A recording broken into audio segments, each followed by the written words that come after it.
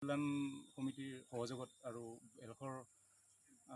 বেলখৰ যিটো আমাৰ সমৰ কলা একাডেমি তেখেতসকলৰ তত্ত্বাৱধানত চলি আছে আৰু এইটো মোৰ তত্ত্বাৱধানত চলি আছে। আমি যোৱা 30-31 মে' আৰু 1 জুনত আমি যি নলবাৰীৰ পৰা আমি 14জনীয়া টিম এটা লৈ গৈছিলোঁ। আমাৰ তাৰ পৰা আমাৰ গোটেইকেইটা 14জনীয়া টিমটোৱে আমাৰ মেডেল পাবলৈ সক্ষম হৈছে। তাৰ ভিতৰত আমাৰ নলবাৰী টাউন একাডেমি আছে, হেলচা একাডেমি আছে। গতিকে আমাৰ তাৰ ভিতৰত আমাৰ বেলখৰ একাডেমিয়ে 4টা সোণ আৰু আপোনাৰ 4টা ৰূপ আৰু 2টা ব্ৰঞ্জ পদক পাবলৈ সক্ষম হৈছে। আৰু বেলখৰ একাডেমিটো বহুত বছৰ আগৰ পৰা ইয়াত চলি আছে আৰু তাৰ লগতে গোটেই অভিভাৱকখিনিয়ে সহযোগ কৰি আছে, মোক সহায় কৰি আছে আৰু গোটেই যিখিনি ষ্টুডেণ্ট আছে তেওঁলোকে ইয়াৰ পৰা ভাল প্ৰশিক্ষণ ল'বলৈ সক্ষম হৈছে। আৰু আগন্তুক দিনলৈকে আগন্তুক দিনত বহুত ভাল খেল আছে। গতিকে সেই খেলবিলাকত যোৱাৰ কাৰণে আমি গোটেই ল'ৰা ছোৱালীখিনিক প্ৰশিক্ষণ দি যাম আৰু ইয়াৰ পৰা গোটেই অভিভাৱিকাখিনিৰ লাগিব, তেখেতসকলৰ লাগিব। গতিকে আৰু তেখেতসকলৰ অবিহনে একাডেমি নচলে আৰু গতিকে যিখিনি ষ্টুডেণ্ট ইয়াত আছে ভাল প্ৰশিক্ষণ লৈ আছে। আৰু মই এইখিনিয়ে জনাওঁ, গোটেই অভিভাৱক এইখিনিয়ে জনাওঁ যে আহক সমৰ কলা একাডেমিত যোগদান কৰিবলৈ দিয়ক। আৰু যিহেতু আজিকালি দিনকাল বেয়া, যিহেতু আজিকালি আৰু ড্ৰাগছ মদৰ পৰা যাতে মুক্তি পায়, গতিকে মই এইখিনি কৈছোঁ আৰু আহক যোগদান কৰিবলৈ দিয়ক। আৰু আজিকালি দিনকাল বেয়া, যিহেতু চেল্ফ ডিফেন্সটো খুব প্ৰয়োজন, গতিকে নিজৰ আত্মৰক্ষাৰ কাৰণে এইটো লাগে আৰু বিশেষ ক'বলগীয়া নাই।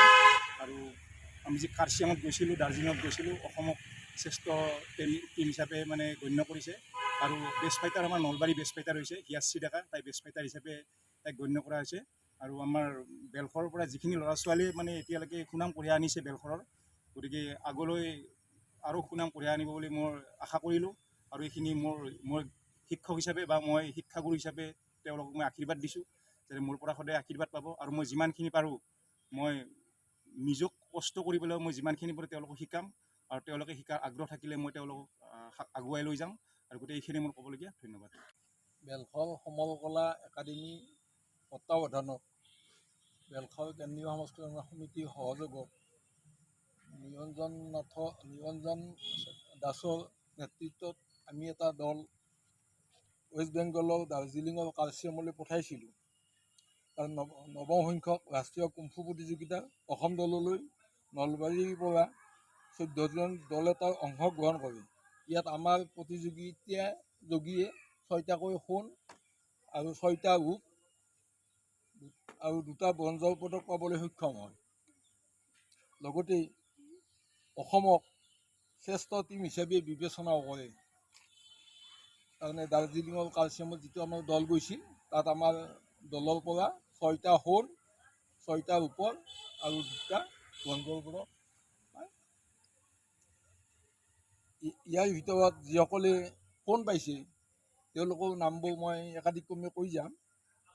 সোণ পোৱা ব্যক্তি হ'ল সুচি পাটোৱাৰী, নেইনা শৰ্মা, সিদ্দিক আলী, জিজ্ঞাস প্ৰতিম তালুকদাৰ। এইকেইজনে আমাৰ সোণ পাইছে আমাৰ একাডেমীৰ তৰফৰ পৰা। আৰু ৰূপ পাইছে দেৱাশ্ৰী বৰ্মন, ডিউক পাটোৱাৰী, চানী ডেকা, কমল বৈশ্য। আৰু ব্ৰঞ্জৰ পাইছে জয়দীপ তালুকদাৰ, অধিৰাজ কাশ্যপে। এইসকলে আমাৰ বেলখৰলৈ গৌৰৱ কঢ়িয়াই আনিছে। তাত আমি সমৰ কলা একাডেমীৰ তৰফৰ পৰা তেখেতসকলক কৃতজ্ঞতা জনাইছোঁ।